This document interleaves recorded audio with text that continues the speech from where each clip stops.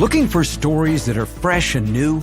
Dark fantasy, humor, space exploration, time travel, cyberpunk, alternate history, and more. They're in the L. Ron Hubbard Presents Writers of the Future anthology. From 24 award-winning authors and illustrators, plus art and writing tips and bonus stories. L. Ron Hubbard Presents Writers of the Future. Buy your copy at galaxypress.com, Amazon, or wherever books are sold. Looking for something new in dark fantasy, humor, space exploration, time travel, alternative history? They're in the L. Ron Hubbard Presents Writers of the Future anthology. Get the 10-volume box set with 159 stories and full-color illustrations plus 34 articles with writings and art tips. Get the UPRN discount, $125 for the entire box set. That's a $60 savings for that beautiful box set. L. Ron Hubbard Presents Writers of the Future. Go to uprntalkradio.com, click on the link, and place your order.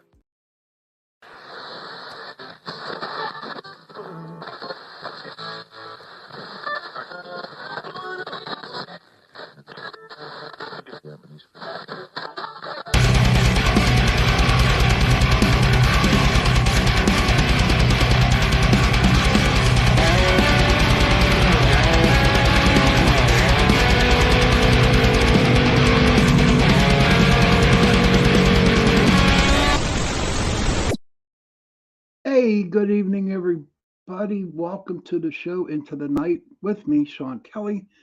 I sent the link to Tara. Hopefully she'll come on tonight.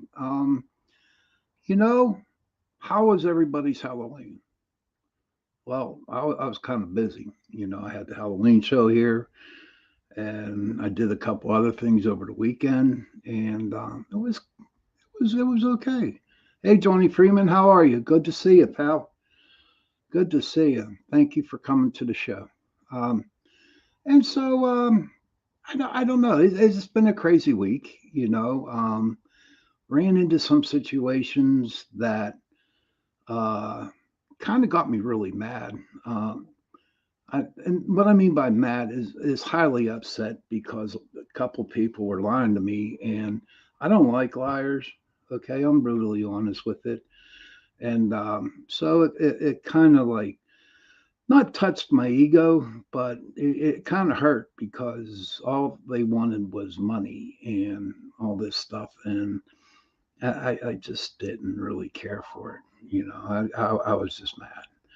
I hope everybody enjoyed the Halloween show last week, done by Lorelei. I know I had a good time on there. I learned a lot from all the hosts here on UPRN Talk Radio, 105.3 New Orleans, 107.7 Mississippi. And last week was really, really a great Halloween party. I really enjoyed myself. So as you can tell down below, the month of November is CRPS Awareness Month. And what that is, hey, Sebastian, good to see you, pal. Good to see you, buddy. Thank you. What it is it's a pain disease, okay? You're constantly in pain, okay? And the pain threshold is huge. And there's no cure for it. And all they can do for it is just give out, strong medication. I have like 3 friends that are really, really hurting, and they have it. And so last month I was kind of like pushing it, but now it's this month, the CRPS disease, and my friend calls it the craps because it looks like craps. But if you can, look up on it. And hey, Virginia, good to see you, hon. Welcome to the show.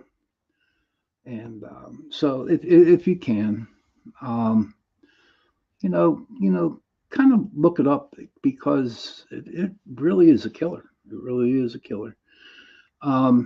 So tonight, okay, I have been waiting a long time for this, and I am so grateful to have my guest on tonight.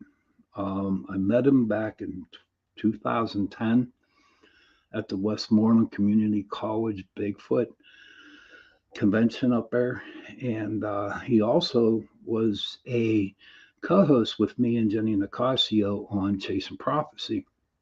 And me and him were talking before the show, and it's been a long time since me and him actually talked. And so he's done a lot in a year, and I am just like, I'm just waiting for you all to hear him. He's a good dude. He knows his stuff. So without further ado, I would love you to give you John Ventre to the show. Hey, John. Hey, how you doing, Sean? Thanks for having me on. Thanks for being here. Thank Yeah. you for the compliment, Virginia. What's going on, buddy?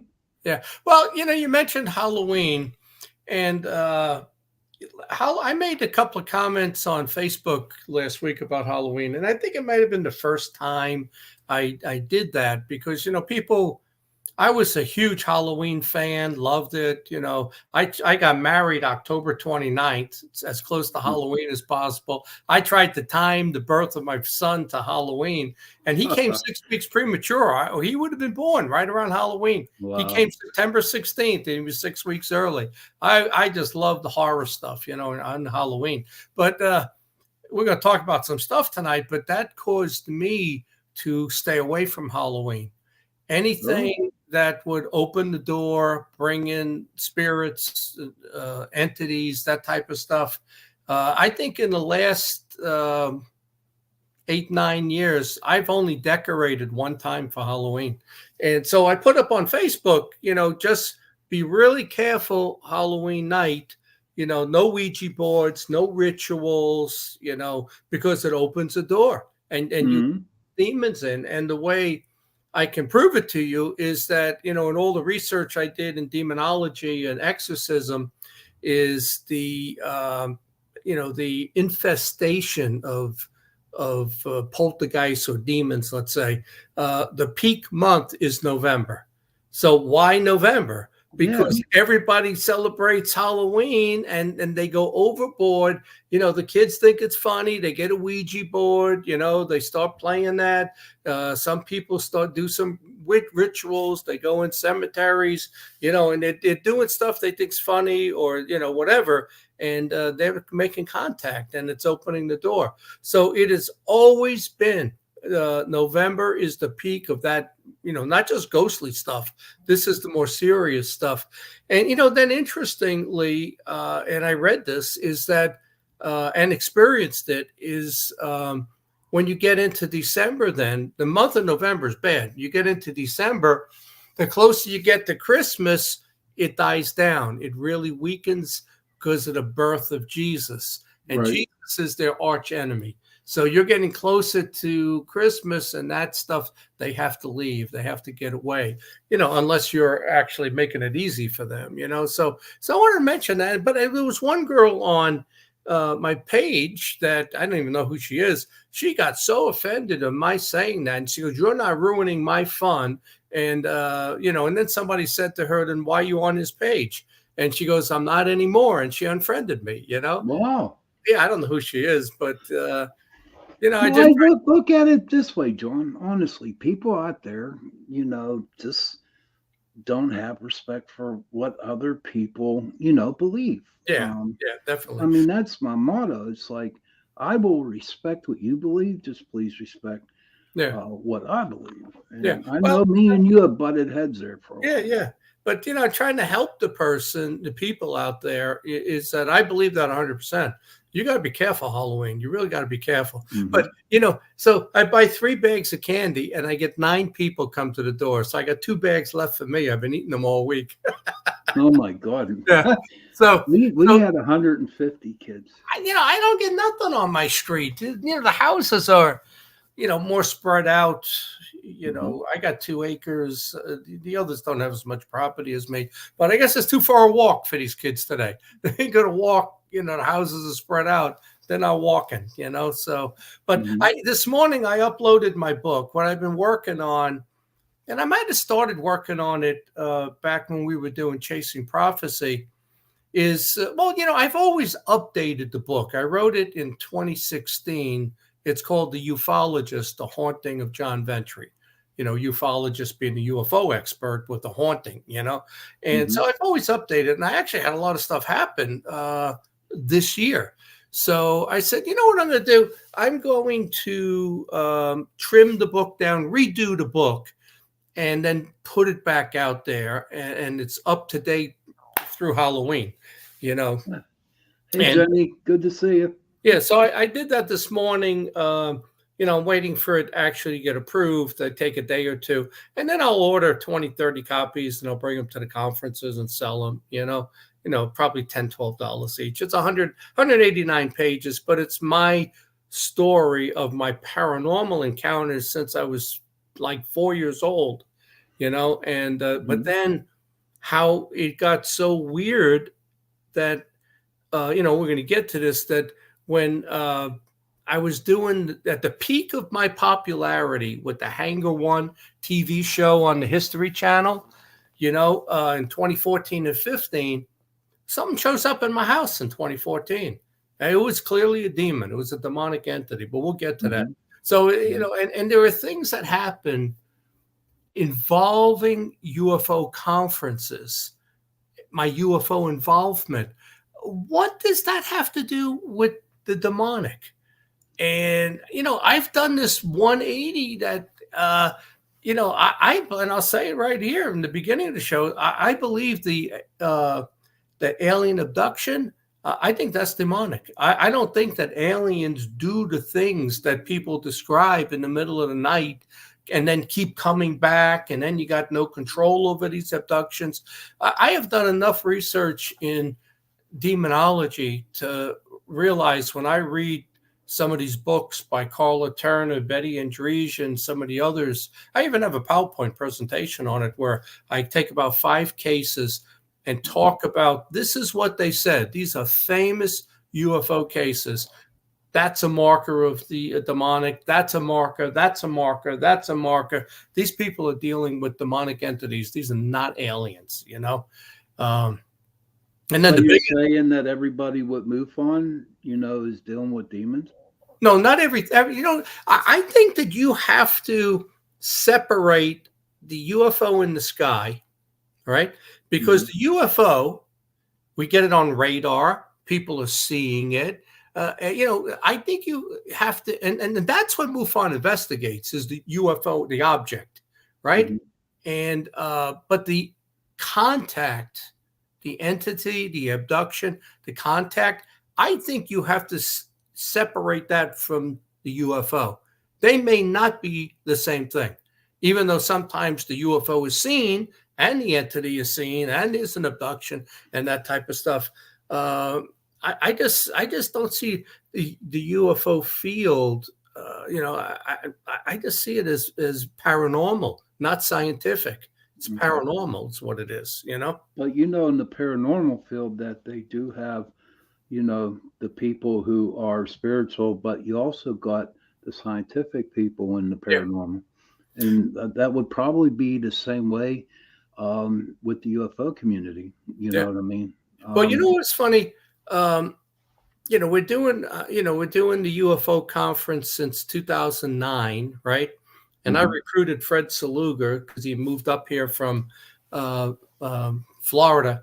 And in 2014, so I had already filmed the first season of Hangar One, and it may have, I think it aired in February, that first season.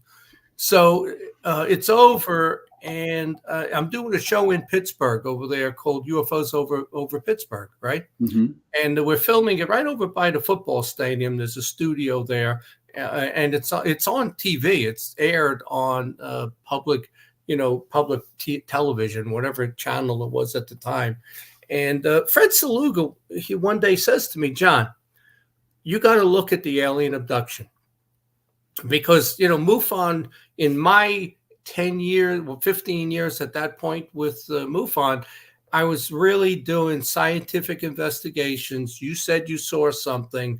We went to all these websites, tried to find out what was in the sky at that time and do these interviews and stuff. And I never really, I didn't have anybody actually come to me and saying they were abducted. So I didn't do it. I never did an abduction. So he goes, it doesn't add up. You got to look at it. And it was no sooner that he said that. And I don't know if that's a coincidence. Maybe it was a warning. Maybe like the guardian angel had him tell me that. I don't know. But it was no sooner he said that, weeks later, something shows up in my house, and Wow. yeah, and it shows up between the two seasons of Hangar One, and I'll tell you though, I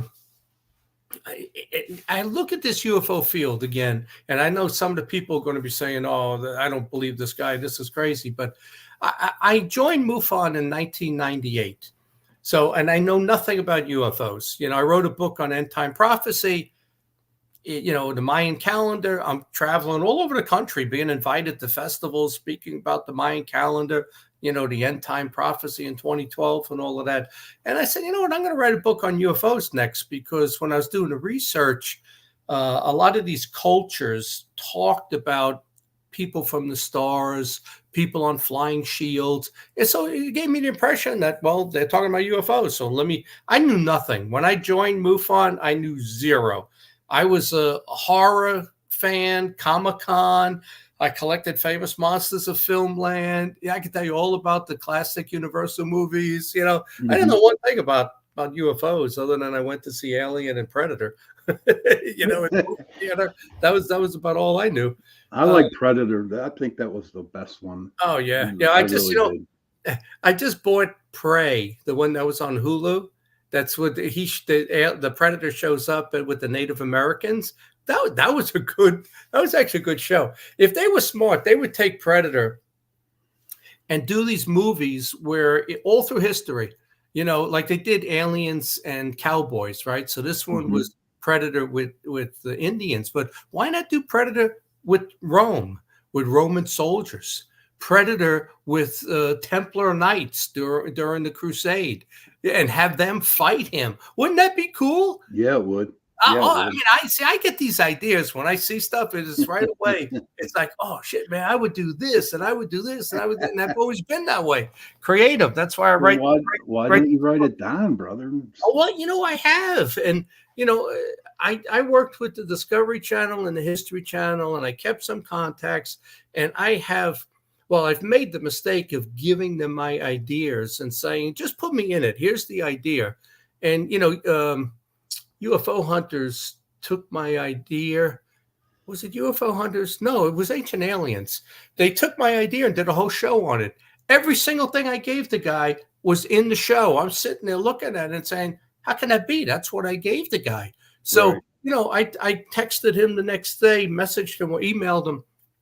And he goes, well, I never passed your stuff on. I said, well, that's a problem, first of all, because I'm helping you with the script for free, and you tell me you didn't pass it on. So what's the odds that they do a show and there's like 8 points I gave you, all 8 are in that show, No, wow. That's a mistake. But I've tried. I've put it in. They have a portal on Discovery Channel, and you go in, and it's confidential. They sign an agreement, but they've never got back to me.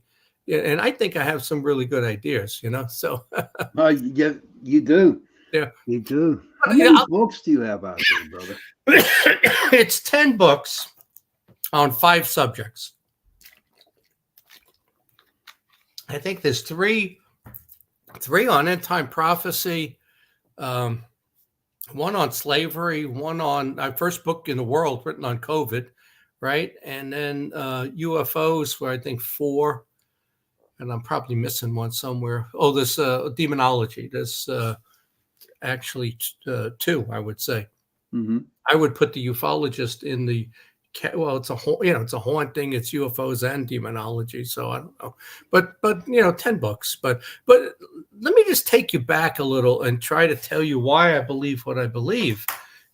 So I joined MUFON in '98. Didn't know anything. I'm 41 years old. So 99, the MUFON Symposium is in Washington, D.C., Northern Virginia, right? So I said, okay, that's like 2.5 hour drive.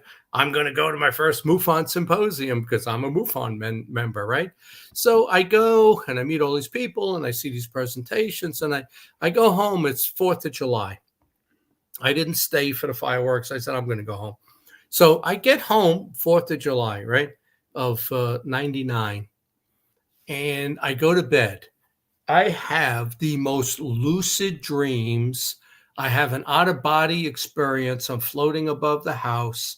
There's something in the bedroom with me, and when I fall asleep, I see, in my dream, it's if it is a dream or it's your consciousness that went somewhere, I don't know what it is, but this is kind of hairy, like It from the TV show Cousin It. It's standing next to the bed and it's got long hair and stuff. I'm waking up like every hour and a half, swinging my fist.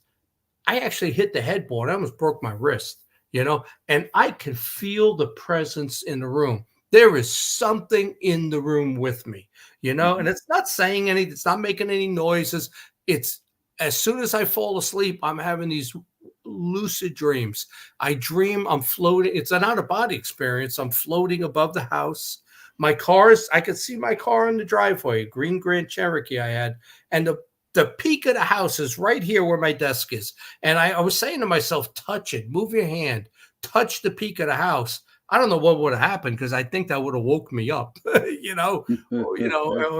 I'm going to see I'm floating in the air, or I fall outside, or I just go back to my body. I don't know what would happen, but it went on for 4 nights, and my girlfriend at the time, it's funny. I'm the MUFON investigator, right? And she jumps on Newfork. They're like MUFON. They're located in Seattle. And she goes, John, I looked up that night, July 4th, and she said there was a UFO sighting over Penn State, and there was a UFO sighting over Morgantown, West Virginia. And I said, well, I think if you draw a line from Penn State to Morgantown, it would go right over my house, pretty close, Right. So you got these 2 sightings that took place that night. It was just weird. So, I always said, why at a UFO conference? And then I'm at the conference, and I don't remember if it was Friday or Saturday. I'm single. This really attractive blonde comes in, right? And it was something about her, almost albino-ish. But in my head, I'm saying, well, if there's a hybrid there, half human, half alien, it's going to come to a UFO conference, Yeah. So I see her sit down, and it's lunch break. She comes in at 11. They break for lunch at 12. I make sure I get behind her online, right?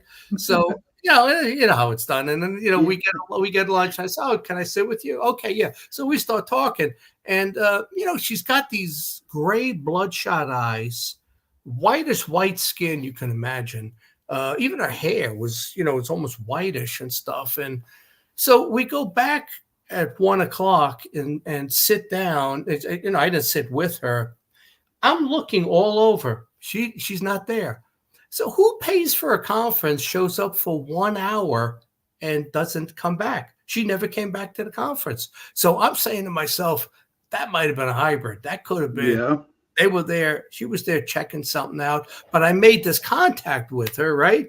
So now I go home Sunday night, and I got all this craziness in my house upstairs, right?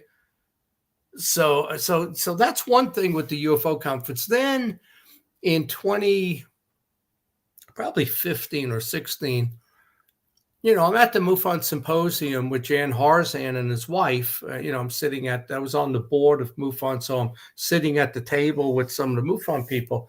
And I'm jumping ahead here a little bit, but, I'm telling Jan's wife, who I know is very religious, that I got a demon in my house. I got something in my house. And she looks at me and says, John, I have seen that here at the symposium, at the MUFON. I said, what? She goes, I have sat in the back of the room, and I have seen shadow people moving among the crowd as there are people sitting watching the lecture. She says, I have seen shadow people moving among the tables and the people and stuff, that she has seen it, right? Right. So then I think it was 2018. There's the MUFON Symposium. I didn't go to that one. It was maybe 18 or 19. 18 was in Cherry Hill. I actually set that up as I did in 2014 and ran the symposium, but I think it was 2019. So I didn't go to the symposium, and people start contacting me saying, "John, did you hear what happened at the symposium?" And I said, "No." There was a bunch of shadow people seen at the symposium, but it was seen by a couple of state directors, and they were like up in arms. They saw it, and they wanted to have a meeting, like an emergency meeting with the board and stuff. What is this? And then there's a guy who's the second in charge of the abductions. They have an abduction group, right? He dies in his room. He dies in his room. It's 2019. He was a psychologist and he died. And I kind of now think to myself, did he have the first case of COVID? Because they said he had like a flu-like symptoms, that type of stuff. So this is probably August of 2019. COVID didn't break until March of 20, let's say, but there were cases of COVID prior to that, and China just wasn't saying anything. So now I got the MUFON director's wife. I got state directors saying they're seeing shadow people at conferences, So it's like, what's this connection now with UFOs and my experience in 99? And I'm saying, the more I look into it, I say, I don't think this UFO thing is what we think it is, and I start thinking, okay, it's not from space, it's interdimensional, Right. Something that comes through a dimension. And because it flies, we say, oh, it's from space. Well, they see as many UFOs coming out of the water as they see in the air. So, does that mean they're from the ocean? Maybe. I don't know. True. It could be. What's your theory on whenever a Bigfoot is witnessed or seen? Yeah. That they're part of the UFO community. There's a couple of cases. Pennsylvania has two famous cases of Bigfoot and UFOs at the same time. 1966, Presque Island up in Erie. There's 5 people in a car drive out to Presque Island. They pull out onto the sand, and then they get stuck in the sand. And I think 2 of them got out and went for help, tried to get a tow truck, something to pull them out. The other 3 stayed behind. So there's documented UFO sighting that night. I think these people even saw the UFO. So the 2 guys go, and they leave 1 guy and I think 2 women in the car. And those 3, they see a Bigfoot. It comes up to the car. It shakes the car. It scratches the car. They're screaming. And the park police or whoever it was, I don't know if he heard them screaming. He actually started running, and he dropped his gun in the sand, and he kept running to try to help them, and the Bigfoot leaves and the UFO leaves, and the following day, and I got pictures of this, there was like fur on a tree branch. It was kind of a thin tree, maybe it was that big, and it was leaning sideways. And on the branch, there's fur, and the police officer is pointing to it, and there's these large footprints in the sand. So they pour cast plaster casts, and then the Air Force shows up. Project Blue Book showed up. And they took all of the casts and they kicked sand in the holes, and they took the fur and everything. And that was the end of that case, But then in 1973, there was a big UFO wave that started down in Pascagoula, Mississippi. Came up the Mississippi River, came across Pennsylvania, and it ended up in New Hampshire. And it lasted 6 weeks. And the case in Pascagoula was an abduction. It was actually a pretty famous case. And in Alabama, the police chief took a picture of this almost tinfoil looking alien standing there. And when he brought it forward the next day to the town people, it's a small town in Alabama, they went crazy. They burned his house down, and they ran the police chief out of town. Really? Yeah. Wow. I don't know if they thought it was demonic or it was or alien. It just scared them so much they got rid of the person who told them about it. Hey, John, I got a question for you, Yeah. pal. Yeah. Okay, this is from Virginia Land again. John, what was your inspiration for the demonology book you've written? What was the greatest experience you ever had that was paranormal? Okay. Well, the inspiration of the book was, and I was leading up to that, was in 2014, June 7th of 2014. So it's in between. I'm a star on the Hangar One show. People know me. They recognize me in the airports. Are you the guy from the UFO show? Yeah, right. So I'm in the house here and I'm watching the baseball game. It was the Detroit Tigers. I got a 110-pound Doberman. And the Doberman was not a friendly dog. He comes over to me, and he has never done this. I'm in the lounge chair. He comes over, and my legs are out. He lays across my legs, like to protect me or something, And it was a couple of minutes later, I'm watching the baseball game. On the wall, there is a bang that, like a sonic boom in the house. Boom! And the dog's in front of me. So he turns, I turn at the same time and look. I have a picture on the wall of 3 Native Americans overlooking Mount Washington in Pittsburgh. The picture flips up, like maybe a half inch, and I got 2 Indian headdresses. The feathers blow to the side, right? Oh, wow.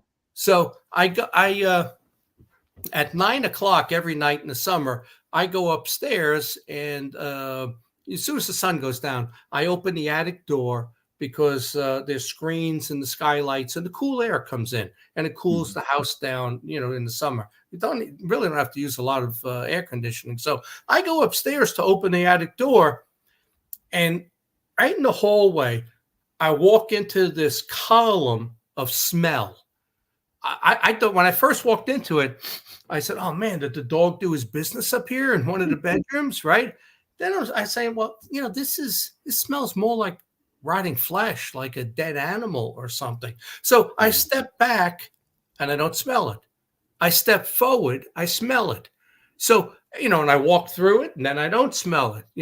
I go in the bathroom. Well, it don't smell in there. So I put the fan on in the bathroom, thinking I'll suck it out, because it's right outside the bathroom door. But this is column of smell that smells like a dead animal, basically. So I go back down, watch the game, 10:30ish. Go back upstairs to go to bed, and the dog sleeps on the kind of chair at the footboard of my bed.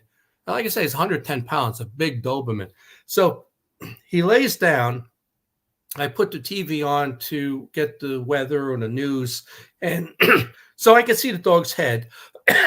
And I'm watching the news, and then in my bathroom, again, there's this boom, boom.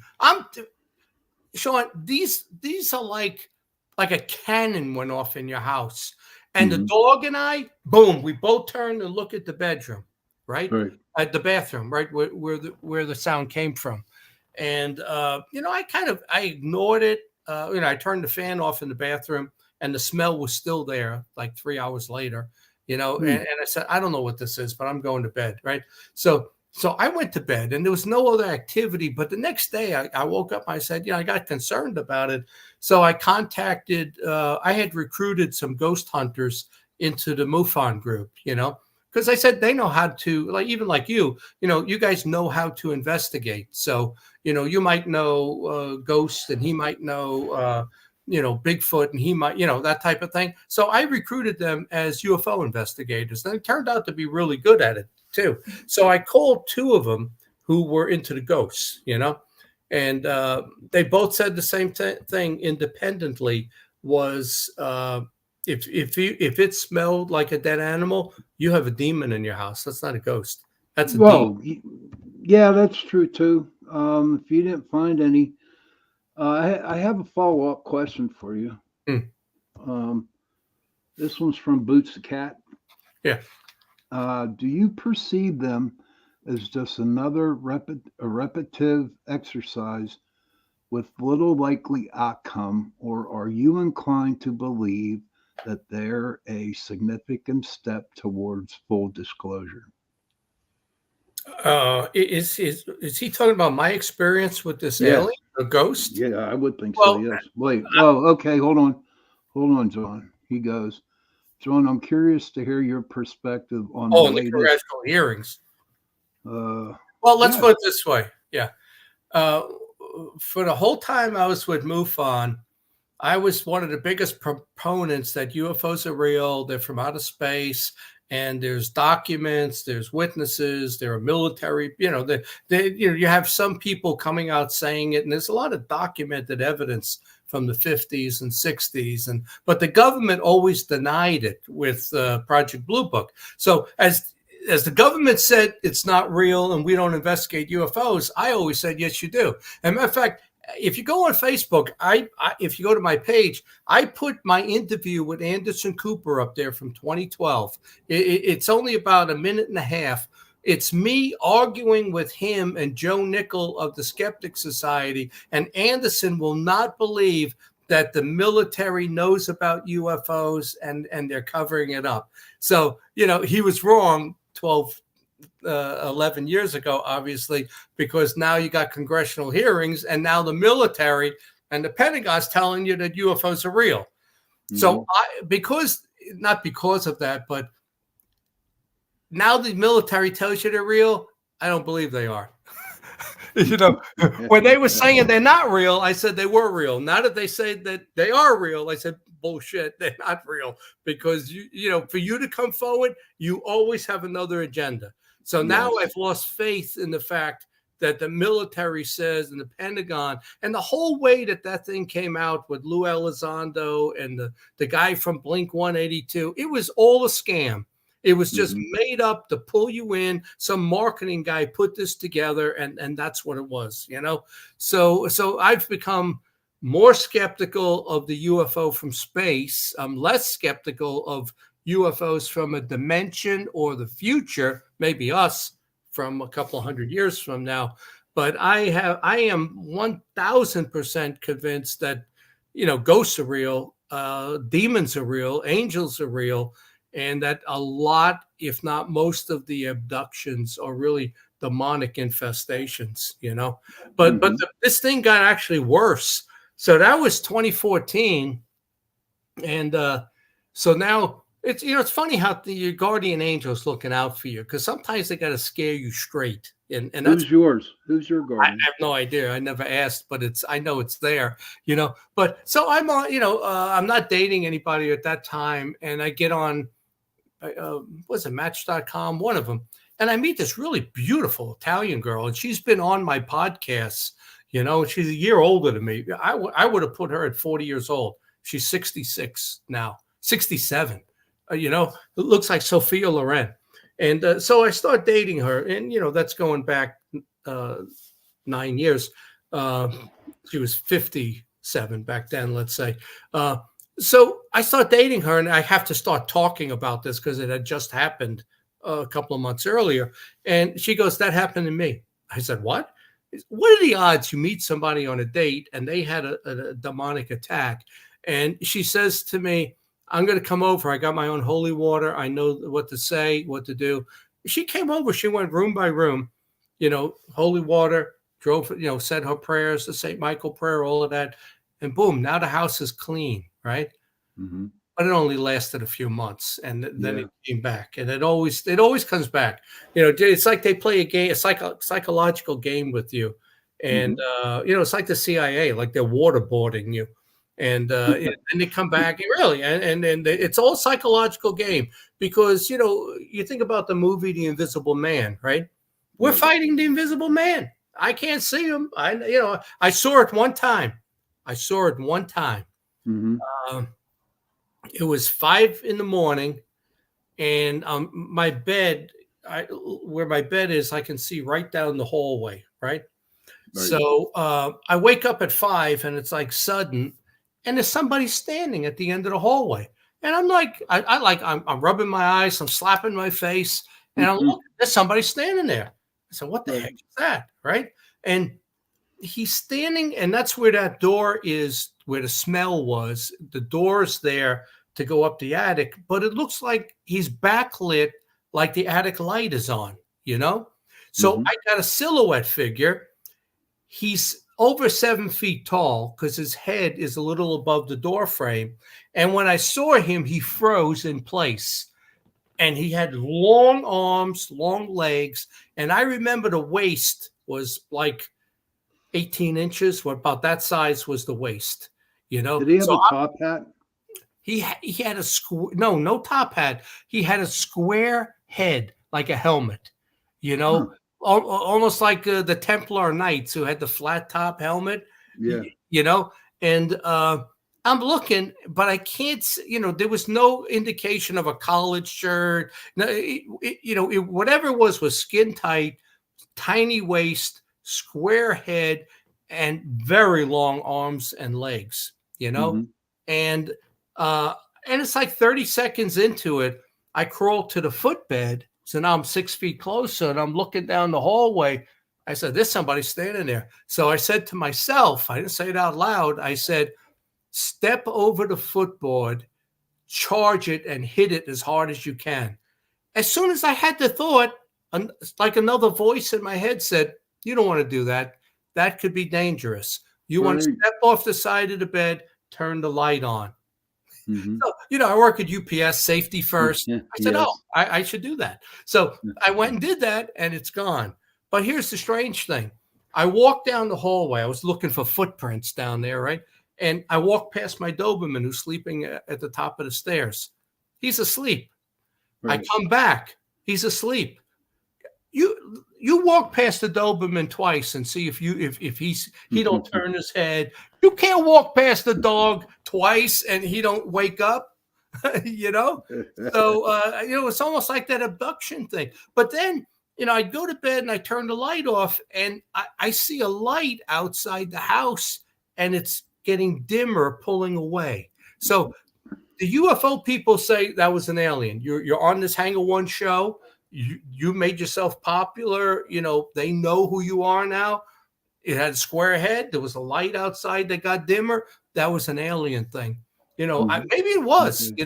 but it was all around that same time with the demon, But then it even gets worse is that it was no, actually a couple of years before that, my girlfriend's living with me. My kids come over for Thanksgiving, and they grew up in New Jersey, but I always brought them out here, and I always got them for Thanksgiving. So we go to bed at 12:30, right? And we turn the lights out, and we hear walking up and down the hallway. So I said to my girlfriend, it's probably the kids. They're walking up to the door, see if they can hear anything, like if we're messing around, right? So I get up in the morning. Well, she leaves for work. She had to go to work the next day on Friday after Thanksgiving. And she always uses the bathroom in the hallway, right? Where that Mhm. smell was. And so I get up to brush my teeth. And on my mirror in the master bathroom, there's two arm prints like this, an X like that Oh on wow. the mirror, except it's got 6 fingers. Oh shit. Clearly, six Dude. fingers on each hand. And the imprint are the two bones hollow in the center, Oh like a my skeleton, god. like a Oh skeleton. wow. And I'm looking at the size of it. And, I leaned forward and I said, man, I can't really get my hand on the top of the mirror and my elbow. So I take a tape measure and I measured. And what's funny? The fingers were small. Like, here's Mhm. my hand. The fingers cut off like at this top digit. It was like they had really short fingers, like about that. Right. That was the fingers, really short fingers, right? But 6 of them. So I measure it, and then I measure my elbow to finger, and it's 3 inches longer than mine. So, Oh you wow. put your arms out. I'm 6 feet. My arm length is 6 feet, 6'1", right? So, but it's 3 inches. So it's 3, 6, 9, 12. That thing was 7 feet tall. And the thing Wow. it made the impression. And the thing down the hallway I saw was 7 feet tall with long arms, Oh my god. So, Hey, that stuff's all real, Of course it's real. But I Yeah. have another, my friend Rhonda. She has a question for you, brother. Oh, But Rhonda was the before, girl that helped me. I don't know if, oh, this is a different Rhonda. this is Rhonda. Yes, a different one. But before I tell you this question here, at 9 o'clock, we're going to take a 2 minute break. So if you have to go to the bathroom or get something to drink, or How long is the show? 2 hours till Oh, 10. I didn't know that. Okay. Yeah. I thought it was Yeah. 1 hour. Okay, that's fine. No, no, it's 2 hours now. Okay. And so at 9 o'clock, we're going to take the break for about 2.5 minutes, and then we'll get back and do the second part of your show, Yeah. which you have some more interesting stuff that you Mm. would like to share with us. But the question is from Rhonda. She goes, "My dad lived in Roswell, New Mexico for years and worked for the county. He took me out near White Sands before. It is hard to explain the feeling you get when you go near there. In your opinion, what do you think they are using that area for? And do you think they are replicating the spacecrafts there?" Good question, Rhonda. Yeah. Well, that area, White Sands, Roswell, was where we launched the atomic bomb from to Japan, Hiroshima and Nagasaki. So, Little Boy, I think that was maybe the name of what they dropped in that airplane. They left from there. That's where it was all put together, the bombs, everything. So that's where all of that was created, which is kind of interesting. And that's where you see this UFO stuff taking place. But I got a story to tell you. So I go to Roswell for the first time in 2013, right? So I don't go during the festival for 4th of July because, people walking around in tin hats making fun of it. And that's not what I'm into. I go the week before because I want to go to the museum and, I want to see everything. So I go to Roswell and, so I go to the museum, I did, and then I go to this Chinese restaurant to eat after I do that, right? I'm sitting there. It's not the same girl from 1999.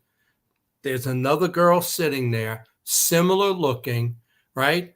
Pale as can be, bloodshot gray eyes, kind of albino looking. So I noticed her, and right away, my head said, that's like the girl you ran into at the UFO conference, Mm-hmm. So I'm leaving the next day going to Santa Fe. And I had a book that I was writing while I was on vacation called The Alternative History of Mankind. And I had the book, the cover art, I had the title. I didn't know how to tell my story. That's what I was trying to figure out, but I keep writing my notes, right? So I'm leaving Roswell, heading out. I'm going to go to Santa Fe. And I had come from Albuquerque, so it's the same road. And it's 173 miles, 178 miles. About halfway at about the 90-mile mark, there's this like abandoned town with 2 or 3 stores open, right? There's a gas station and a brand new diner. You 1950s diner, brand new, roller skates, it is the most out of place thing to make you think you just went back in time because all the other stores in that town are closed. They went out of business, whatever. So I know exactly where I'm going, and I'm leaving to head now to Santa Fe for my drive. There's the girl from the Chinese restaurant, the albino looking hybrid girl, hitchhiking out of town, right? And I look at her. She got no purse, no bag, no nothing. And I said, where could this girl be going? Who hitchhikes? You don't even have a purse, Mm-hmm. and you're going, once you leave Roswell, there ain't nothing for about 90 miles, right? So I don't pick her up because I don't pick up hitchhikers. A light bulb in my head goes off and I say, that's how you write your book. And people have told me that book is the best book I've ever written. Mm-hmm. In the book, I pick her up and she's a hybrid. And on our drive, our 3-hour drive, we discussed the whole UFO thing. And she's telling me how they have there are like ancient aliens. they're our real history. And I'm kind of arguing, you know, I believe in creation and God, and I know the demonic side is real, you know, and she acknowledges that the aliens have that in common with us. They're afraid of the dark side. They know the demons are real. So whatever planet she's from, they have the same experiences with Satan and demonic entities. So it was a cool book that I wrote. And I'll tell you something funny. In the story, I put that we stop at that 50s diner, right? And I'm a big Detroit Tiger fan. So we're in there. You know, I said to her, do you want to stop and get a burger? I want to get a burger and a milkshake. So she goes, yeah, right? So the diner pops up like a couple of miles later, you know, in the story I'm doing this. And there was no, like, I didn't know there was a diner there, right? So we go in, I have a burger and a milkshake. I go into the bathroom to use the urinal, and right above me is the Detroit Tigers. And it's a story about them. I said, well, what's the odds that I'm a Tiger fan and there's a big article of the Tigers? I'm in Albuquerque. I'm in in New Mexico. So as we walk back to the car, she says to me, you know, I said, well, that was pretty good. And she says, yeah, I'm just glad you didn't ask for seafood. Well, you know, because I said I wanted a burger and a shake. She created the 1950s diner with burgers and shakes. So she said, I'm glad you didn't ask, because then she'd have to create a seafood restaurant, right? You know, so it was kind of my humor or wit in the story, but that is true that I saw this woman just. Where do you think the hybrids come from? Well, if you listen to Dr. David Jacobs, he says that the aliens have been here for a long time. You know, even if it's let's say my feeling is 1942 was when they really showed themselves to us. The Battle of LA. There's a lot to the Battle of LA that took place February 1942. You know, it was the first time we fired on a UFO. First time we used the excuse of weather balloons, and the first time we denied UFOs. Even though there's a famous picture of a cone-shaped UFO with 9 spotlights on it and anti-aircraft fire hitting all around it, but we couldn't take the thing down, you know. But David Jacobs, you know, he said they're here to take the planet over. They have no regard for us. And they abduct people, which is all the abduction stuff that we've always heard. It's the aliens doing that. And they take the genetic material and, they create a generation, every 20 years, another generation, to the point that the hybrids fit into our society. You know, they don't look that albino like the ones I ran into 20 years ago. They look like us. They're in CEOs and companies, politicians. They might only be 3% alien, but they have this hive mentality. They're still connected, you know. Well, let me tell you one other thing. I didn't tell you in 1999 when I went to the MUFON Symposium and I had the out-of-body experience and all of that, is in my dreams, you know, this is where I'm mixing this alien and demonic thing. In my I'd lay down and go to sleep, and I had this dream that my Doberman is floating in the air with his feet sticking out, you know, and there's this hybrid kid. There's this kid there poking him. I remember it like yesterday, and I'm yelling at the kid, stop poking my dog. Like he never saw a dog before. He's poking him in the ribs as he's floating in the air. And I remember the background was a cream-colored nothing. There was no windows, no doors, no curtain. It was just cream-colored. The dog is floating. The kid, he has no shirt on, and he turns around to look at me. He's got these big eyes, like the size of my glasses. Right? That's the size of his eyes. He's got like all hair plugs, like hair that didn't grow right. And his forearm is like twice the size of mine, right? And on the end, the bone is sticking out of the elbow like that, you know? And he's got a huge Popeye like forearm. And I look at this thing and, you know, and then I write it down, right? I wrote down what happened when I decided to write a book. And I always wondered, is this my kid? Is this kid a hybrid and I'm his father? And they're like, I'm introducing me to the kid, I'm playing with the kid, that type of thing, you know? Mhm. And so when I decide to write my book on, my experiences, I pull my notes out and I look at it. And in my notes, it doesn't say anything about this bug-eyed, muscular kid. It's not in my notes. My notes say the kid has a rat boy face with these buck teeth like a rat, and his hair is slicked back, and he's wearing like a black outfit like Nosferatu. Kid looked like almost like a vampire, but he had these he looked like a rat face boy, you know? So I said to myself, wait a minute. My memory is of the other kid, but yet I wrote this version down. So I don't know what that means. Did I see both of these kids? Is one a screen memory that's put in my head that only one Very of them? possible. Very Who the possible. hell knows? But, think about that. You have this, it's like the Mandela effect. You got this memory, Sean, of coming to the UFO conference in 2010, right?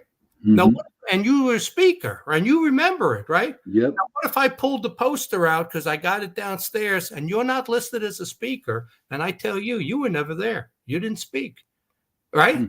That's what it was like. I saw a kid that I remember, but what I wrote down was totally different. And when I read it, I remembered it. I remembered exactly what that other kid. So maybe they were both there. I don't know.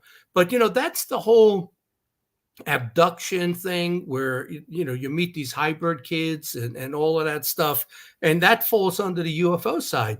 But I'm telling you, what happened with me was the beginning, I think, of a demonic attack.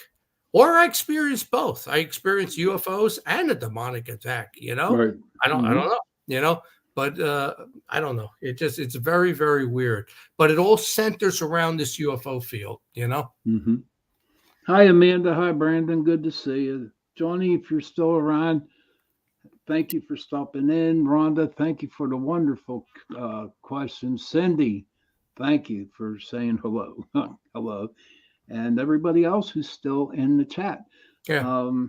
In about 3 minutes, it's going to be 9 o'clock, and then we're going to take our 2-minute break, and then we'll come back and we'll talk some interesting stuff with John at what has happened to him. So I'm looking forward to that. Well, in the meantime, since I got 2.5 minutes, I tell you this story, nothing to do with anything we're talking about here, but I went to Europe a couple of weeks ago, 2 or 3 weeks ago, and I was knighted as a Knights Templar. The whole ceremony with the sword. I got the cape with the big red cross, the shroud that you wear, everything, the dagger, all of that stuff. So I was knighted in the UK as Knights Templar. That is so cool, man. Yeah. And that's what I want to talk about into the second hour. Okay, well, I got more UFO stuff to tell you too. Oh, yeah, absolutely. But, and as I looked into them, boy, they are just like me. They talk about having high standards and values, and and of course it's the UK, so it was to maintain the British lineage and their society, and they're being inundated with illegal aliens just like us. Same thing. This liberalism, these progressives are trying to destroy the old world, USA, Europe, and it's happening all over, and they're upset about it, And but I go. They have a podcast, and I jump on it, a couple of times a week, and this is the same stuff I talk about in my political stuff. Running for governor and running for county commissioner. They talk exactly like I do. About being conservative and having high values and not doing pagan things. And a lot of what you see from the progressives is actually paganism, which goes back to fallen angels. That's what it is, Okay. No, you didn't. You're good, but you're good, Brandon. You spelled it correctly, I do believe. But so we are coming up, dude, and In about 30 seconds, we're going to do our 2 minute break. And we'll continue this conversation when we come back. Okay? All right. Sounds good. All right. Hold on. Let me do this.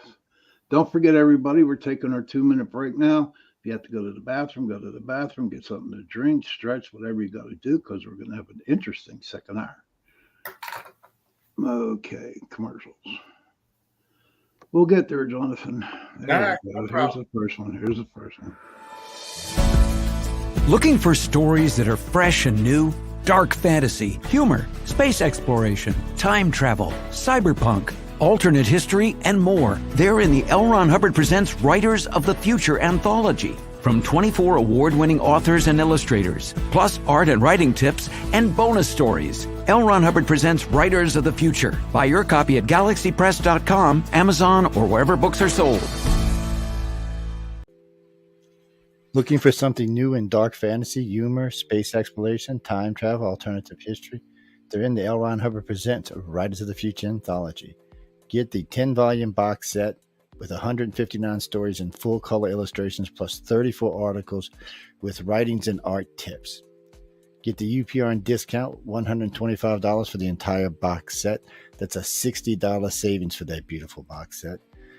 L. Ron Hubbard Presents Writers of the Future. Go to uprntalkradio.com, click on the link, and place your order.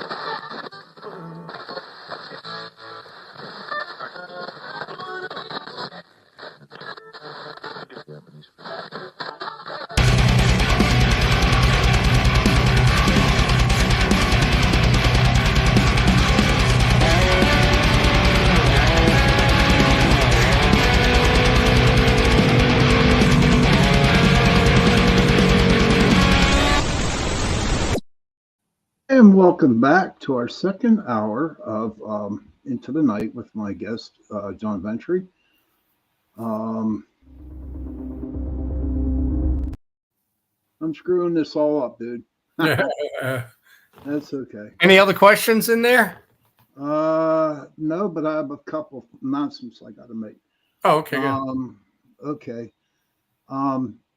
First of all, I want to thank Carnation for sponsoring the second hour of Into the Night. Thank you, Carnation. And today at work, I saw a lot of Carnation stuff being put out for the holidays. Also, again, I want to tell you that it's CRPS Awareness Month. Those are for people who have the disease that they're always constantly hurting, and there is no cure for it. The only cure they do have for it is pain medicine. And so if you can keep my friends and other people who do have this really nasty disease, please keep them in your prayers. Okay. Welcome back, John. Second hour. First hour was great. All right. Let's talk. What I'd like to talk a little bit about is your dealing over in the UK. Okay. I mean, what got you into the Knights Templar? Well, they used to advertise on Facebook ads, and I have a full knight of armor. I don't think you were ever over my house when you came out here 10 years ago, but I have a full knight, and I saw the ad, and they have the white cape with the red liner and the big red cross on the left shoulder. And I said, boy, that looked pretty cool to put on my knight, because the knight stands about 6.5 feet tall. So I bought it, and ever since then, I'm on their email list. So for 10 years, they've been emailing me, So I got an email back in August, and they have a helmet, a Templar helmet, and it was reduced. It was like $300, whatever. So I said, I'm going to buy the helmet. So I bought the helmet because my house every room is themed. I have a Japanese room with a samurai. I've got medieval stuff. I got all knives and swords and axes going up the stairway. It's really cool looking, replicas of, the sword from Gladiator and Conan and all of that. So every room is themed differently. So my attorney who represented me when I ran for county commissioner, and my own party sued me 3 times to get me off the ballot, and I won. He's a Freemason, and he said, I got to get people to join. Can you join? So I said, well, I know they have a Templar branch, so I want to be a Templar, right? So I interview with them, and they right away love me, all right? So who wouldn't, Joe? I don't remember who interviewed me, but they were getting ready to actually do the, have me come to the ceremony. And the guy from the Knights Templars in the UK calls me, and he says, the helmet I got for you don't look quite like the ad. I just want to tell you, it's a cone shaped, not a flat top helmet. And I said, that's fine, because the knight in the hallway is a flat top. So now I'll have a cone shaped one, which is okay. And then he says to me, why don't you just join the Knights Templars? He says, you already bought the cape, which was about half the price of all the equipment that you need. And he says, he said, I think it was $300. He goes, another $300, I'll send you the beret, a couple of pins, the white gloves with the Red Cross on it. And then you can come over whenever you want and we'll knight you. So I said, you know what? I don't have a good feeling about the, what's the name of the group now? I forgot the name of it. The Masons. The Masons. Yeah, I don't have a good feeling about the Masons. So, and I even said that to him, and he said, don't join the Masons. He said, they're a secret society. They worship a universal God, not the Christian God. And then I'm reading 2 books on exorcism, right, by priests. And both of them in the book said, you cannot be a Catholic, a Christian or a Catholic, and be a Freemason. So again, it's one of those where I was about to join the Freemasons. And it's funny, I'm in the house, and when I made the decision to join the Templars instead of the Freemasons, I actually said, I was pacing back and forth, and I'm in my game room, and I actually said it out loud. And I said, you know what? I'm not joining the Masons because I don't have a good feeling about them. I'm going to join this Templar group. Right next to me, again, was that sonic boom, boom on the wall, right? And there's still something in the house. That's the point of this show. I'm going to tell you about stuff that's happened the last few months. So I then walk into my office here, and I'm standing right here, and now I'm a little annoyed because I knew there was an entity in the house. And I said it again. I'm joining the Templars. I'm not joining the Freemasons. Boom on the wall here. So, and then I kind of laughed to myself and said, see, they do things to trick you. They put thoughts in your head. So, this whole, and they could have put the thought in my attorney's head to ask him to become a Freemason because it's a secret society. And you don't really know what you're involved in with the Freemasons. You really don't. Each level that you go up, there's a historical reenactment that gets done. But what is the significance of it? And I knew about this. And matter of fact, when they interviewed me, I said to them, I read this book called The Hiram Key. And the guy's like, his eyes lit up, like I wasn't supposed to know about that. And I said, I know all about Hiram Abiff. And you reenact the killing of Hiram Abiff. And he says, well, I don't know anything about that. Well, yes, you do, because I think it's the first ceremony that you reenact. Is he knew how to build the pyramids. There were only like 3 people left that knew how to build the pyramids. He was one of them. And these 3 guys wanted to get the knowledge from him, and he refused to tell them. So they beat him. They actually killed him. So I think it's the first ceremony you do when they initiate you is the killing of Hiram Abiff. You play Hiram Abiff. But then as I'm thinking about it, it's like, okay, so the Templars are Christians, and we talk about, Jesus being crucified and beaten, and they're mocking it or doing something similar with the killing of this guy in Egypt, and they're reenacting the killing of him. There's just something didn't sit right with me. So that's how I got involved. But the timing of it again was incredible, because I was ready to join the Freemasons because my attorney asked me to, and I knew they had the York rite is, I think, the 14 levels to be a Knights Templar. So I ended up joining this group over in the UK, and flew over there, and the whole thing. We went to a couple of monasteries, an old priory that they remodeled. It's like 1,000 years old, and you do the whole knighting thing with the sword. You take your vows and all of that, and it's cool. They all refer to you. They call you brother. Right. When you're with them, it's like Brother John, brother Sean, that type of stuff. And, okay. They don't. It's like somebody said to me. One of them said, "Well, they got a really cool sword and daggers," and the guy says, "I'm going to buy that sword," and he says to me, "You going to get the sword?" And I said, "Well, my house is full of swords, but I look at it this way: why take a sword to a gunfight? What are you going to do with a sword nowadays? You're actually going to walk around with a sword? Somebody shoot you." So I did buy the dagger because it's really cool, and it's got the cross on it and stuff. So I'm going to put it on the kitchen table. I got the helmet. I'm going to put that dagger right in front of it. My house is like a museum, Sean. So it's like every room, people come over and they're like amazed. I have an Egyptian room. Everything's Egyptian. I got an 8.5 foot tall Horus, the Egyptian god of death, which is probably a mistake. I got a King Tut sarcophagus with a mummy inside, and all Egyptian stuff all in the room. So it's and then I have a Japanese room with a samurai and all Japanese stuff. That's crazy. Yeah, it is. My house is a museum, And people have actually said it's because you have some of this stuff. My basement, where that's where I would do the show with you guys. And I think I showed you one time with my laptop, the basement was all Bigfoot, UFO, sci-fi stuff all around. It's creepy, actually, the basement, That's where I was doing the podcast with you. But, people see that, and it's like, some people get a little freaked out. It's like, what the hell? This is kind of weird in the basement. I said, well, I love horror and sci-fi, and, I did a lot of TV shows and stuff. So I have all my memorabilia down there. But I remember the alien. The alien that sat in the corner.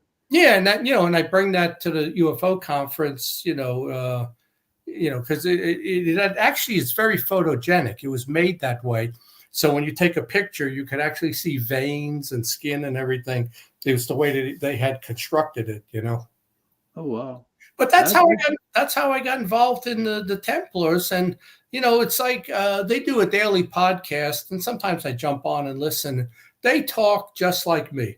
And what they did is they actually made the London Times and the New York Times, this Templar group.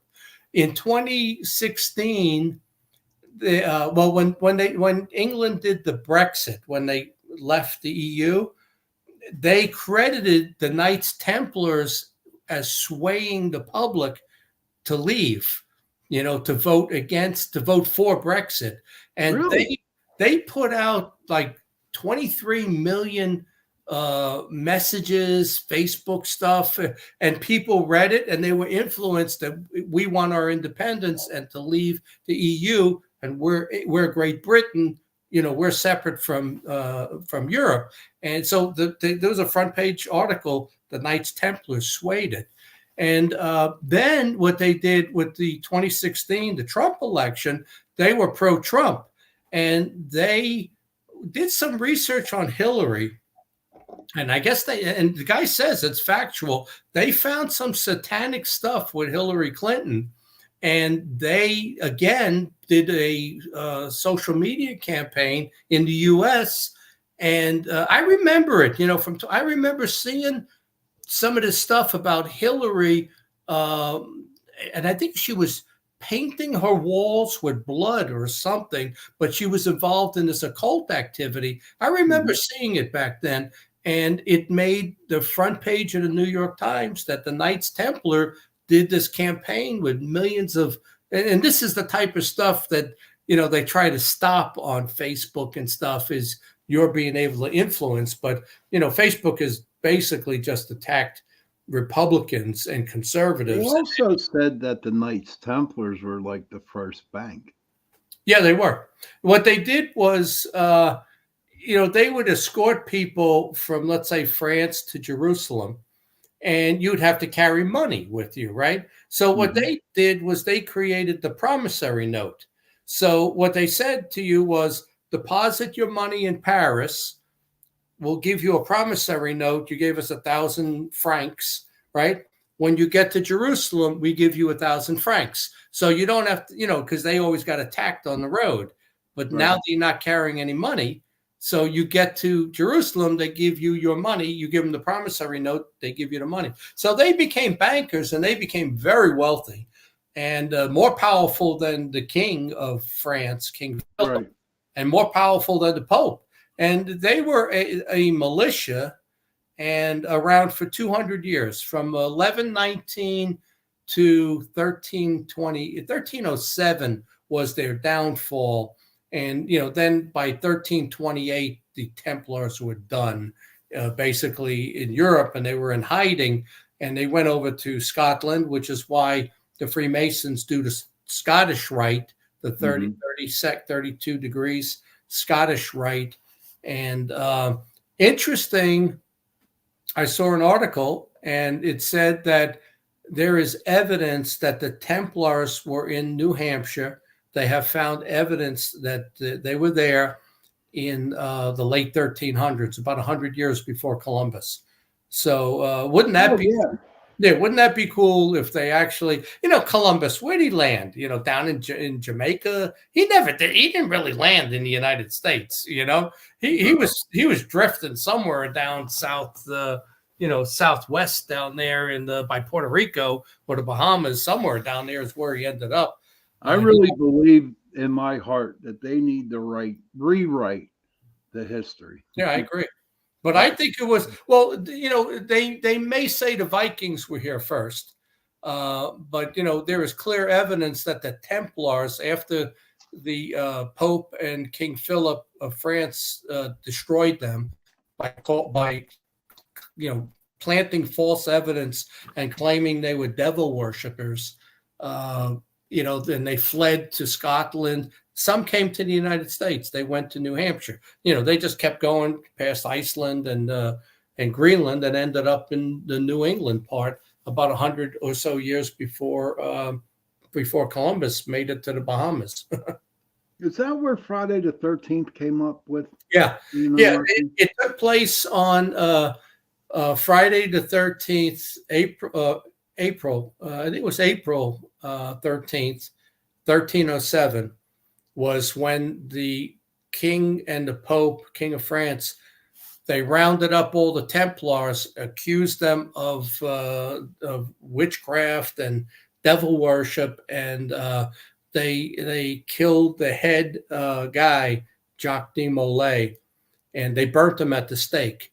And they burnt like another 16 of them at the stake who would not admit to devil worship. And then the others saw that they were going to die. They said, yeah, I'll sign that. And they let them go. And they fled. But they destroyed the order with disinformation. Was it because was it the King of France owed them money? Well, that was part of it too. They had lent the king a lot of money. So the best way to get out of your loan is to kill the guy who loaned you. Yeah, that's true. I mean, the Templars had as much money as the king did. They had tons, and they had, originally they had an office in Jerusalem in King Solomon's temple, right? And then they had wherever they were, in Germany, in Paris, in England. There were Templars in every of the main cities in Europe. And they had tons of gold and money because they were doing this banking stuff. And it's like, maybe they took 10%, You want to go to wherever you want to go. We'll escort you with a dozen guys, but you give us your money, we give you 90% back, with the promissory note. But they were rich, really rich. And, there was a jealousy there between the Vatican and the King of France. And the King of France owed them money because I think they lent them money for a war or something. And, it's kind of like us. We keep spending trillions of dollars here and there. We can't pay this debt back. $33 trillion. And Biden just keeps spending. I don't understand it. I don't live that way. I don't live that way. You don't see me going out taking $100,000 loans every year for something. I don't I buy what I can afford, but that's not the way we run our government. Pennsylvania does the same thing. I ran for governor 2.5 years ago, and our budget was $33 billion 3 years ago. 2019, the budget was $33 billion. Do you know what the budget is they just signed last month? 46.5. Oh my God. From 33 to 46 in 4 years. That's like a 39% increase in spending. I don't understand these people. What world do they live in? And you can't sustain it. Every think tank that looked at Pennsylvania said, in 2025, you're going to have to raise taxes. You cannot keep up with this type of spending. And it's the same thing for the federal government. Build back better. Here's $1 trillion for COVID. Here's $1.9 trillion for Green New Deal. Build back better. It's ridiculous. Absolutely ridiculous. But that's what happened in France. So they destroyed the Knights Templars and then took whatever gold they could. But the Templars took a lot of that stuff with them. And supposedly the Ark of the Covenant and all of that also, Do you watch Oak Island? No. But in the book I wrote before Oak Island came out, Oak Island is its 10th or 11th year. I wrote a book, and I said in my book that the Ark of the Covenant is at Oak Island, buried in that hole, because I had heard about that years ago, before the show came out, Yeah, it was written in Reader's Digest, I think, about it. Yeah, I always knew about that. Yeah. They all because I watched it a lot and I followed it a lot, and everything that they find comes back to the Templars, man, and it's like, their first season's tonight, so okay. I'll watch it tomorrow. Yeah. But the Templars impress me. They really do. I say to myself, because I battle the Republican Party.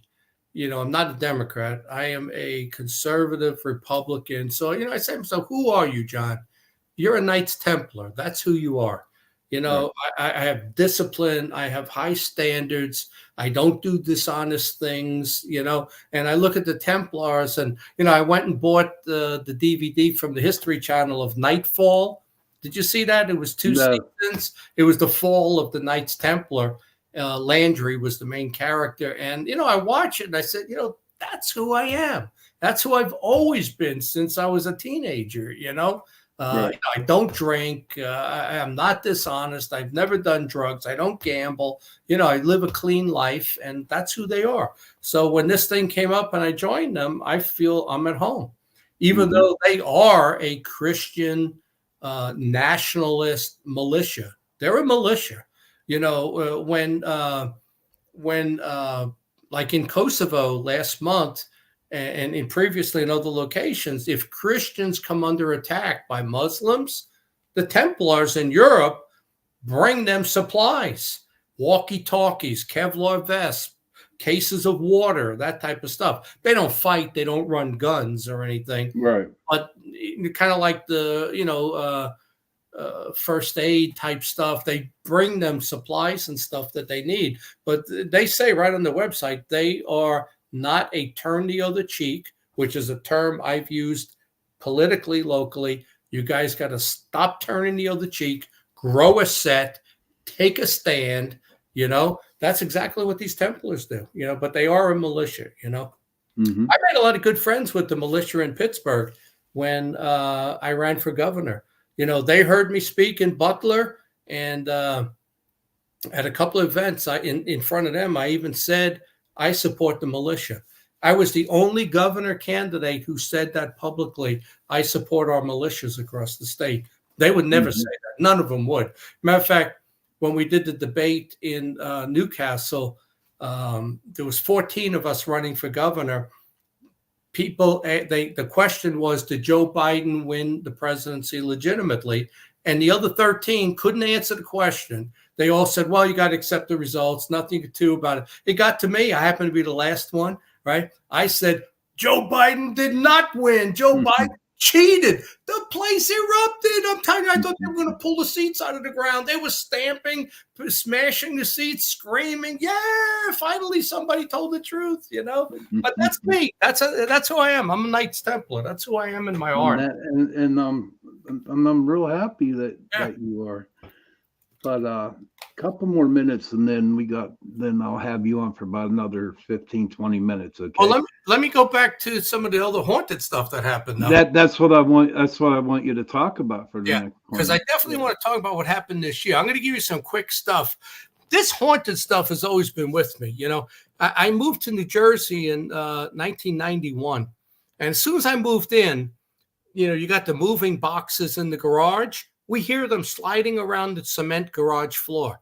My father comes over and we're standing in the den. And he goes, what's that noise?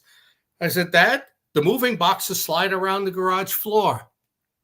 There was my daughter would hear a rocking chair and a baby crying in the spare bedroom. My sister, my girlfriend, I ended up getting divorced in that house. My wife's personality did a complete 180. I used to say, I don't know who this woman is. This is not my wife. This is somebody else. And I think she had an entity attached to her. But my sister and my girlfriend saw this rolling shadow across the ceiling. I saw it one time. My son saw a creature walk down the hallway, the same creature that was in my dream, in 1999. He saw it there in New Jersey. He also heard voices in the wall. When he'd lay down at night, a voice in the wall behind his headboard would say, I'm going to get you. And one time when I woke up in the middle of the night with my girlfriend, and there's a kid standing at the footboard of my bed. He had overalls on, a plaid shirt, a bowl cut haircut. He was a blonde-haired kid. He looked just like my son. I told him, come on, get into bed. He laid down next to me, and I remember it, Sean. I put the blanket, my arm over him like it was my son. And in the morning, I told my girlfriend, and she goes, well, the kids didn't sleep over last night. I said, I saw that kid. And then one time when I was out of town traveling, I came home, and she said, I saw the kid too at the footboard, So, that's where the bulk of this paranormal activity started. Did you research the house? Did you do any kind of wasn't research anything back then. I'm telling you, Sean, I was so busy working at UPS. I just got divorced. You're stressed out. You're paying child support. You're working. I didn't have time, and I wasn't into any of this type of research at the time. But 97, I moved here, and as soon as I move in the hallway, right where that column of smell was, right? Yeah. That wall, as soon as the first day I move in, I lay down to go to bed, this slow, methodical knocking, not loud, a thump, thump. I'd walk down the hallway, I'd hit the wall, it would stop. I'd walk into the bedroom, open the closet up, hit the wall. As soon as I lay down, start it again. This went on for 26 years, right? Wow. So what I did a couple of months ago, I read a book by a psychiatrist whose wife was a medium, and they contacted spirits. And what he said in the book was, don't do the Catholic priest thing of commanding it to leave in the name of Jesus or you'll go to the lake of fire. He goes, these are ghosts. Yes. Jesus will not drive ghosts out. Jesus works on demons, not ghosts. He says, soft sell them, speak to them, explain to them. So I did what you probably would do. So I read the book, and here's the tapping, right? It's in the middle of the night. I had it, I get up, I walk down the hallway to where it is, and I said, I said to him very calmly, I said, I hear you. I have heard you for 26 years. The year is 2023. I don't know Mhm. what year you think it is, but it's Mhm. 2023. I've lived here 26 years. I've heard you every night. Every night you tap on this wall. I walk down the wall, hit it. You stop. I lay down. You do it again. I said, Right. you're dead. You're dead. You're probably from the cemetery right next to my house. I said, you're dead. I'm alive. You're not Mhm. alive.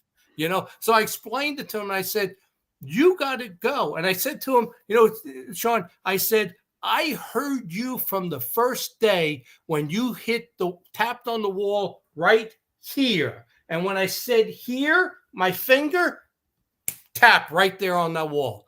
And I turned Really? and said, very good. That's exactly what I mean. You know, Wow. that's how quick it reacted. As soon as I said you tapped right here, it hit the wall right there. I remember some investigations we did. Mm, You know, where spirits would like make a lot of noise, yeah, and the people were going crazy. Did this one house, and it was the first time I ever did this kind of thing. We sat down and made a deal with the spirit. Okay, we really did made a deal, yeah, and it came out of the my client's mouth. He goes, "Listen, we like you. We know you're here. mm, But with you knocking and moving shit and losing our keys and bringing them back, all kinds of mischievous things, um, we're going to let you have run of the house from 6 a.m. in the morning up to 10 o'clock at night. But after 10 yeah, o'clock at night, they, no more. And do you know what? To this day, John, it still happens. They yeah. don't hear nothing after 10 o'clock. Well, I tell you what happened with this thing when I soft sold it, spoke to it, it goes down the hallway, tapping the wall, lighter, lighter, lighter, till I could barely hear it tap, and it left. It hasn't Mhm. been back. It's been a couple of months now. It left. It's Because like, you recognized it. You oh, You I knew. knew Yeah. what was going. Yeah, and But it kind of like put a shock to the dude. yeah, yeah. Well, maybe that's their entertainment, or they're trying to get my attention. They're probably just trying to scare me. And so I finally acknowledged them, explained everything to them, and I said, you're annoying me. You're not scaring me. I've heard you for 26 years. I'm trying to sleep at night," and it left. And but I'll tell you something else that happened. So, and this is again on the paranormal side, is my kids grew up in Jersey, but I would always go get them and bring them here. So they're here, and I was on the board of juvenile diabetes. We go to the gala in Pittsburgh. It's April 24th of 2010. So we all go to bed at night. It's probably midnight, whatever. We go to bed. But my daughter at 4 a.m. comes bursting through my door, saying hysterical, Dad, you're not going to believe what happened. You're not going to believe what happened. I know you're not going to believe what happened. And I said, well, tell me what happened. She goes, well, she said she needed a drink of water. She went downstairs to the kitchen. There was no bottles of water there. So she went to the basement refrigerator. And she says, as soon as she took the bottle of water out of the refrigerator, something was standing behind her. She says, Dad, I could feel it. It was malevolent. The hairs on my neck went up. I could almost feel it breathing on me. And she says, I walked up the stairs, laid down. As soon as she laid down in her bed, something pressed into her body, not sexually, just laid on Right? top. Yeah, yeah. And she said it was so painful as it pushed into her body. She said it was very painful, and she was frozen. She was Mhm. awake the whole time. She could move her eyes. That was it. And then she saw all these shadow people standing around her, like a whole bunch of them. And Mhm. in her head, she could hear them all talking like a crowded room. And she said, Dad, there was one standing in the doorway, leaning against the door frame, and he said, it's probably all the ghosts from the cemetery.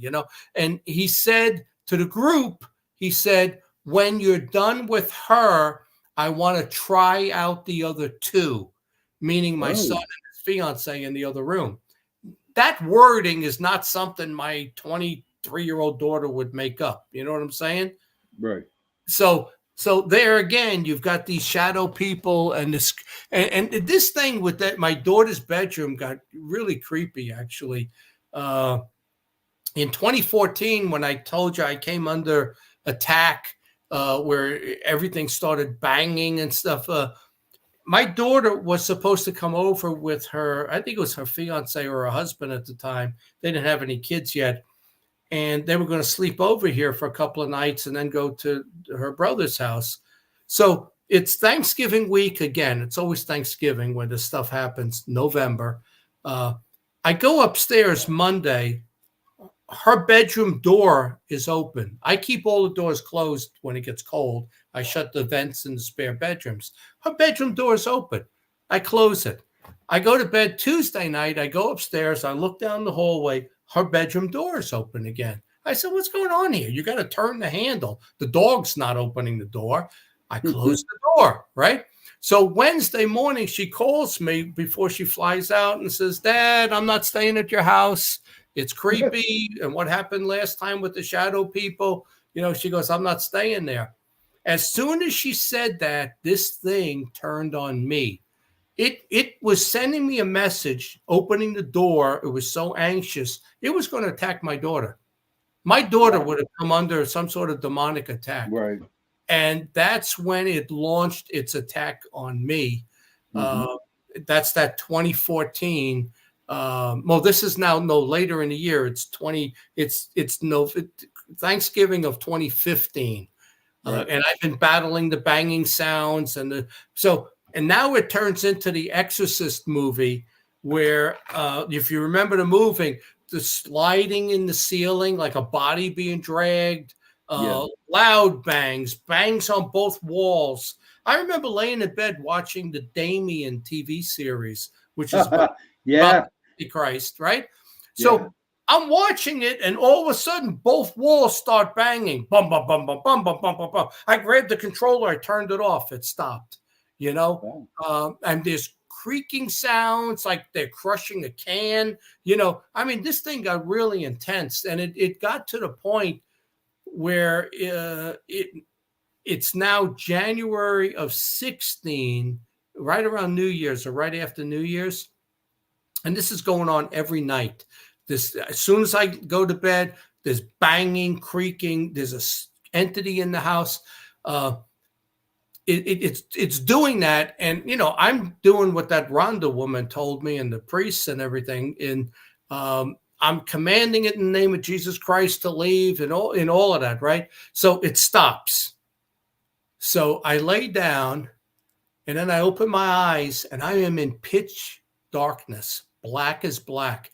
I sit up, and I'm saying, "What the hell is going on?" The moon. There's a full moon. There was light coming through the windows 5 minutes ago. Why is there no light coming through? It's the darkest I've ever seen it, you know? Everything starts up again, and I realized I'm going to come under attack. Something's about to happen. Whether this is the shadow of death was going to take my soul or kill me, I don't know what it was, or it was going to take me and throw me around the room like the Exorcist movie. Or maybe I was going to be possessed. Maybe it was actually going to enter me and possess me. I don't know. But I got concerned at that point. And I again said the whole ritual of, you know, Jesus Christ and the lake of fire. And I added one line. I said, and I got mad at this point. I was never really scared of this thing. I got mad and I said, you stood in the presence of God and you rejected him. You rejected him. You cannot disobey the name of Jesus Christ. Jesus Christ commands you to leave. You have to leave right now. And it all stopped. And for about 3 seconds, there was a veil of blackness just about that quickly go up. And the moonlight came back in the room and it stopped. Wow. And I don't know what was going to happen at that moment, but something was going to happen. But, you know, I looked back at it and I said, you know what? It was about scaring me straight, getting me out of the UFO field, because the more I was in it, I was going down this, you know, rabbit hole of the paranormal. I didn't go to church anymore. I didn't say my prayers. I never said grace. I had gotten to the point where I never thought of God. Zero. It was God was completely out of my life at that point. And it was because I was in this UFO field, talking about ancient aliens, talking about these cases, doing 35 TV episodes, and that was pulling me more and more. I was on the board of MUFON, all of that. And this was done, I think, to wake me up, like to scare me straight and get me out of that, because I think I was on the verge of losing my soul. I really do, Sean. That I believe you. I look back at that time period and I said, my God, I mean, I look at me now. I go to 2 churches. I go to Wednesday night classes that, alternate between the churches. I say my prayers every night. I'm a reborn Christian. I'm a Knights Templar. I am back to being who I was before I got involved in the UFO field. And again, the UFO field, out-of-body experience, lucid dreams, shadow people. What is this UFO field? What is going on? And as soon as I could pull out of this thing, and I still do some of the conferences and stuff, but my heart's not in it anymore because I don't trust it and I think it's paranormal, and now I'm a reborn Christian, absolute reborn Christian, I'm really glad to hear that. And like you used to say to me over a year ago, I'm going to save you. Yeah. I'm going to save you one of these days. And I'm going to, Sean, because you're making a big mistake. I retired from that stuff, dude. I retired. Yeah, I know, but you got to turn to Jesus. You got to actually believe he's real. Even though you don't believe a lot of the stuff in the Bible, he's real. And, I tell people, because, I even did analysis of the 4 Gospels and read some books, and there were big discrepancies between what the 4 apostles said. If this is the same story, they should all have the same story. But if you compare them, John's talking about, fire and brimstone and the lake of fire and the end of days. Well, the other 3 never said a word about that. Exactly. Now, here's the crazy part about John. That was written 97 years after Christ died. Yeah, that was right at the end. He was the youngest one. And he was, on the island. And you know that he was the only one that was not killed. He of the apostles, the 12, he's the only one that was not executed for preaching Christianity. He was banished to the island of Patmos, and he was, in his, I don't know how old he was, 100, and he's writing this, and it was like the governor of the island kind of revered him and didn't punish him, didn't whip him, but just kept him in solitary. And he actually would write stuff, and he's writing his gospel, but he'd give stuff to the prison guard to give to the governor of the island, and was converting the guy to Christianity. I think the guy actually was a closet Christian. Right. But and I say to people, all right, I don't know if the 12 apostles all had different stories, and if you read the other, you'll read Thomas. I always liked Thomas's gospel. I did too. Yeah. And I liked what Thomas had, how the way he thought. It was like, why do I need to go to a 4-wall building to pray with other people where I can go wherever I want and pray and God will still love me? Yeah, and God's everywhere. He said God's in your house. He's in the forest. He's in the beach. And wherever you are, God's in you. He's not in a church. He's in you. And I always kind of liked his. It was more like a New Age type belief. But, what I tell people is, if you take the Bible, let's say the King James Version, and the New Testament part, I don't really look at the Old Testament, because that is more a history book of the Hebrews and Moses, and stuff applies because there's prophecy in the Old Testament that applies to the New Testament because they said he was coming, right? But I tell them, take the New Testament. Anything you see written in red is confirmed that Jesus said it. So that might only be 10% of the whole New Testament. So I tell people, just read what's written in red. Don't read the rest of it by these old guys. I don't know if they were just surmising and talking. The Christians will tell you every word is the word of God said to them and they wrote it down. I don't know if that's true or not. What I do know is what's written in red is confirmed to be what Jesus said. So only read what he says. And I think you get enough out of the New Testament, But I don't know if do you believe in Jesus? Do you believe? I believe in God.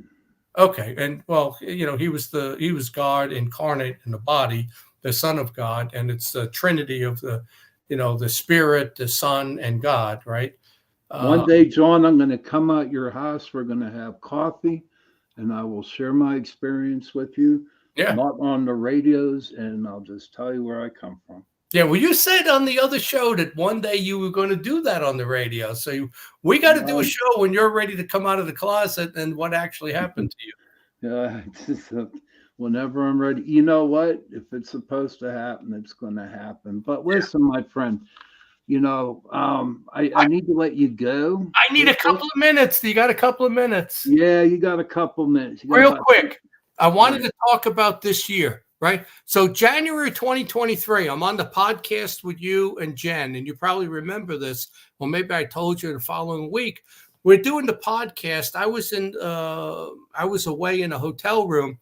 My phone, there was tapping in the closet, banging. Yeah, I remember. My phone got extremely hot.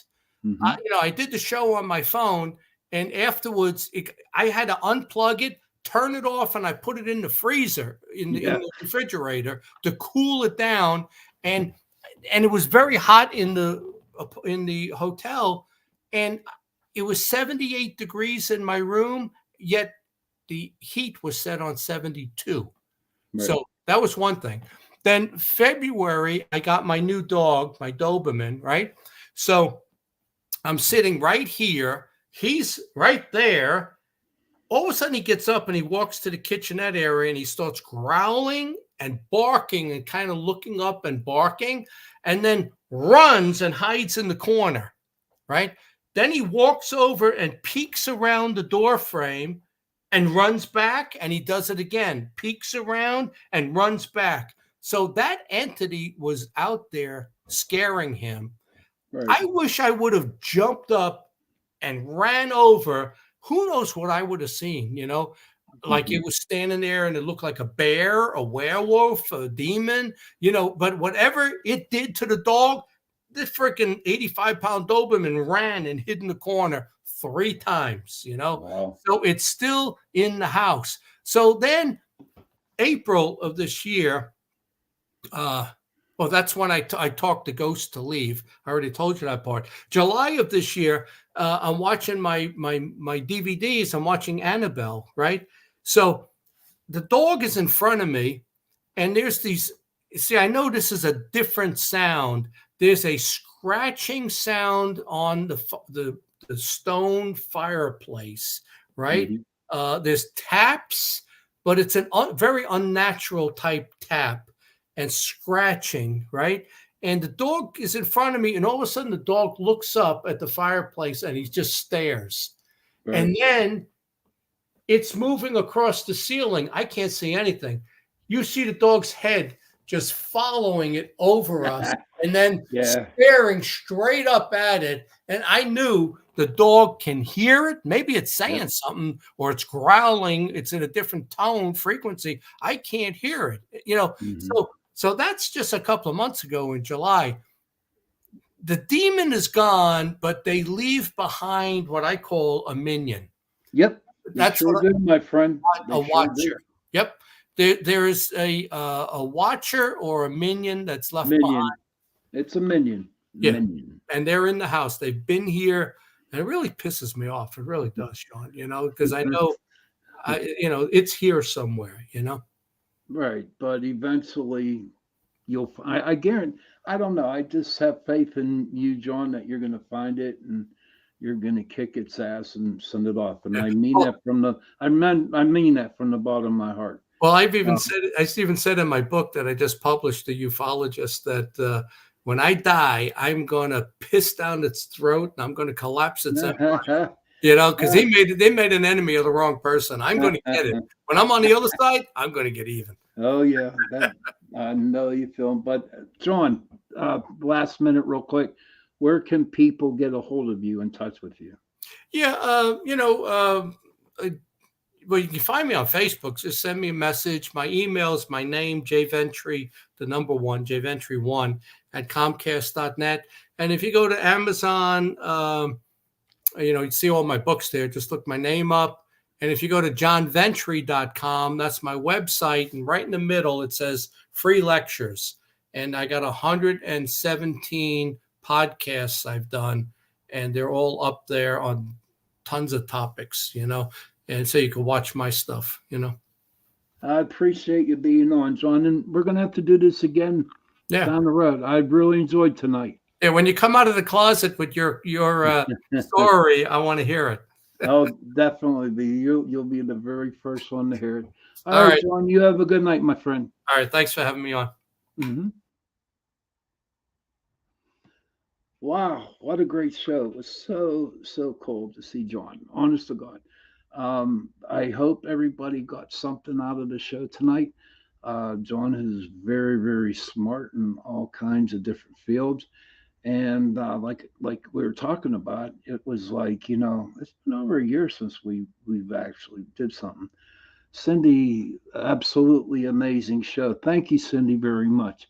Thank you for coming on. And everybody out there tonight who came into the room, Brandon, Jenny, Cindy, Johnny, Virginia, everybody, thank you for stopping in tonight. And I hope you enjoyed it. I'm not going to draw cards tonight because we are running a little bit over. But just remember, everybody, please, and I'm going to say it again, that this disease, CRPS, is awareness. It's the awareness month in November. Please say some prayers for everybody who has that. They really need it. Rhonda said, "Glad I finally was able to catch the show." I'm glad you came, Rhonda. I'm glad. Remember, Rhonda, we're here every Tuesday night from 8 p.m., 10 p.m. on UPRN Talk Radio, 105.3 New Orleans, 107.7 Mississippi. But before I go, I know we have a new show that comes right after me. And I'm sorry, I just don't know the show, but I listened. She was on last Tuesday after the Halloween party show, and I heard a little bit of, she's a good person. But you know what? I'm going to find out more about her, and then I will do a little bit more communication with you guys out there about listening to her. So hang around.